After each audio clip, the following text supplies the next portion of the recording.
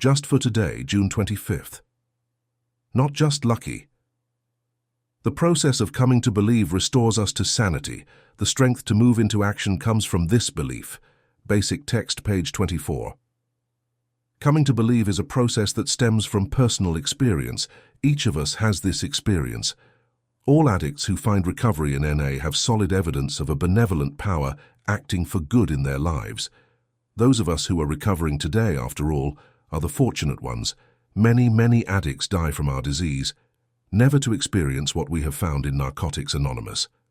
The process of coming to believe involves a willingness to recognize miracles for what they are. We share the miracle of being here clean, and each of us has other miracles that await only our acknowledgement. How many car accidents or overdoses or other near catastrophes have we survived? Can we look back at our lives and see that we were not just lucky? Our experience in recovery too gives us examples of a higher power working for our good. When we can look back at the evidence of a loving higher power acting on our behalf, it becomes possible to trust that this higher power will continue to help us in the future. And trust offers us the strength to move forward. Just for today, my recovery is more than coincidence. My strength comes from the knowledge that my higher power has never let me down and will continue to guide me.